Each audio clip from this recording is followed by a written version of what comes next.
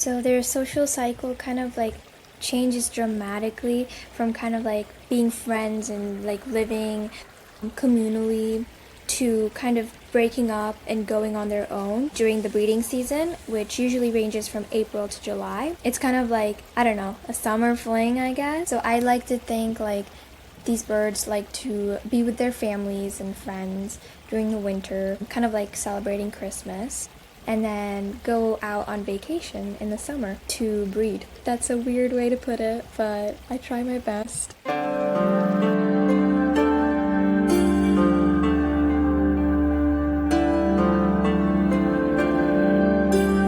Hello, everyone. Good morning. I hope you're doing well.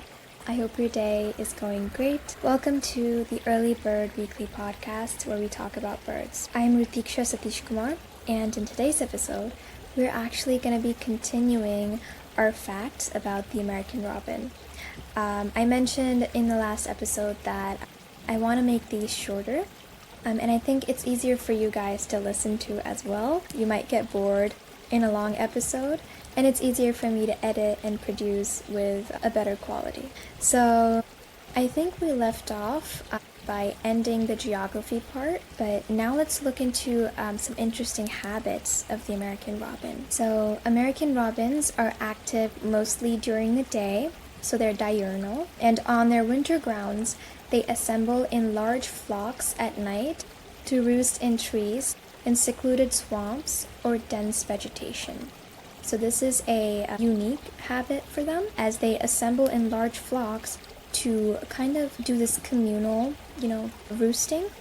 Communal roosting is pretty common in a lot of birds, and they do it either to be warm or to be safe. And in this case, I think it's both. So they roost in secluded swamps or dense vegetation, which adds to their safety and warmth as well.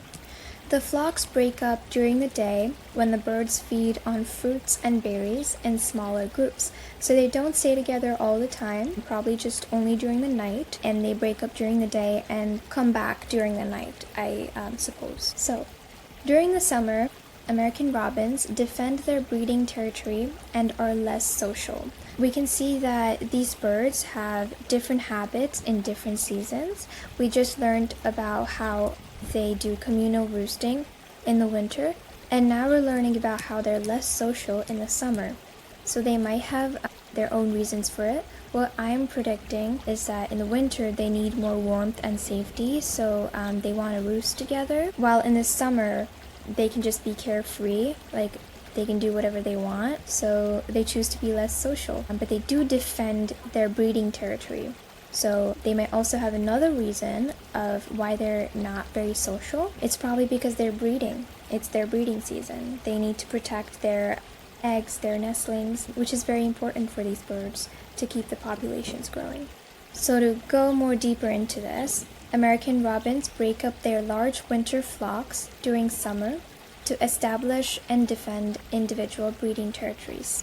During the non-breeding season, robins rely on communal living for safety and efficient foraging of scattered food sources like berries. But this social structure is incompatible with the reproductive cycle. So their social cycle kind of like changes dramatically from kind of like being friends and like living communally to kind of breaking up and going on their own during the breeding season, which usually ranges from April to July. It's kind of like, I don't know, a summer fling, I guess. So I like to think like these birds like to be with their families and friends during the winter, kind of like celebrating Christmas, and then go out on vacation in the summer to breed. That's a weird way to put it, but I try my best. Anyways, they are frequently seen running across lawns, picking up earthworms, and their running and stopping behavior is a distinguishing characteristic. These birds forage primarily on the ground for soft-bodied invertebrates and find worms by sight, and even sometimes by hearing. They can hear worms, that's a new thing, pouncing on them and pulling them up. These birds do have a good sense of sight and hearing, it seems like. These birds are actually seen running across lawns, picking up earthworms, and their running and stopping behavior is a distinguishing characteristic. So that's something unique for them. Like these birds, when they forage or find food, they usually kind of run across lawns, especially when it's like a rainy day or after a rainy day when the earthworms come out. They do that a lot, and that's like a unique thing that they do. Yeah, and they also like pounce on them and they pull them up, which is such a bird thing to do, to be honest. Yeah, quintessential bird worm relationship. Another cool trait of this bird is its ability to sing. American robins are often among the first songbirds seen as dawn rises or hours before, and they last as evening sets in. So these birds are full-time singers, I'd like to say. They usually sing from a high perch in a tree. Males have a complex and almost continuous song that is commonly described as a cheery carol. So it's kind of like caroling, except all the time, not just in Christmas. More habits about the males, especially. They're very defensive. They defend their nesting territory, especially as we saw during the breeding season. They attract mates. So a lot of birds have different, ways to attract mates, and in this case, in the case of the American robin, the vocal behavior of the males is the primary way to attract females. So this vocal behavior is driven by hormonal changes associated with the breeding season and is most prominent in spring and early summer. So I'll attach a little audio of how these American robins sound.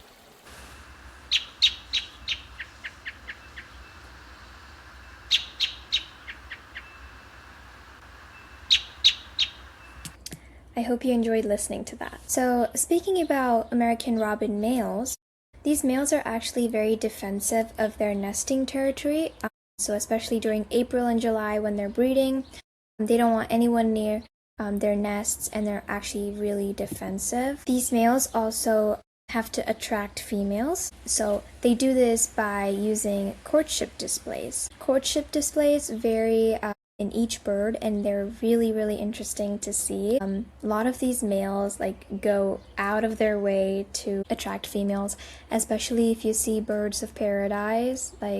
They form or they choreograph entire dance routines to attract females. Sometimes it's successful, sometimes it's not, but the thing is they tried. You can only try when it comes to love. Anyways, coming back to the American robin, some of the male courtship behaviors include singing, visual displays, and ground gestures. So these males actually use loud, clear whistles to defend their territory and to signal their availability to females. So their singing actually has two purposes, so dual purposes. So these males don't just sing, they can also dance. So they perform courtship flights involving singing, fanning their tail and wings, and inflating their white striped throats. So they can do everything. They're multi-talented. I'd be surprised if a female is not impressed. They also do ground gestures, such as when approaching a potential mate, males may raise and spread their tails, shake their wings, and hold their bills open. So just to show them that they're open to have a mate. If you want to learn more about courtship behaviors of other birds, there are so many sources out there you can look at. It's very interesting. You can watch documentaries. They usually show that. It's a very big part and an important part of bird lifestyle and animal lifestyle. So these American robins also communicate with various calls used in specific situations. So they're very good at communicating, and they use different calls for different reasons. So for example, when a ground predator approaches and when a nest or another American robin is being directly threatened, they might use a specific call to alert other birds. Even during nesting season, when these birds become very territorial, they may still band together to drive away a predator, which shows that they're still friends. So it's a very interesting thing to see. They can maintain their independence but also work together, which is very similar to kind of human lifestyle. Like, we all have our own homes and we still hang out with friends. We still go out and we value human connection. And these birds are no different. They're independent, but also they value the safety that connection brings. Yeah, interesting. So in this case, American robins work together to defend themselves through alarm calls. This behavior is seen in other birds too, especially black-capped chickadees. These alarm calls can sometimes save these birds' life, most of the time save these birds' lives. And it really shows how important communication is between any organism. Now let's go into the mating habits of the American robins, which are just as interesting as their communication habits. So, these American robins are serially monogamous, and they usually form pair bonds that last only during one breeding season. So serial monogamy means kind of coming together for one breeding season and then finding another mate in the next breeding season, and so on. So they never stay with one bird. They keep switching for every breeding season. They begin to breed shortly after returning to their summer range, and they normally have 2 to 3 broods per breeding season, which lasts from April to July.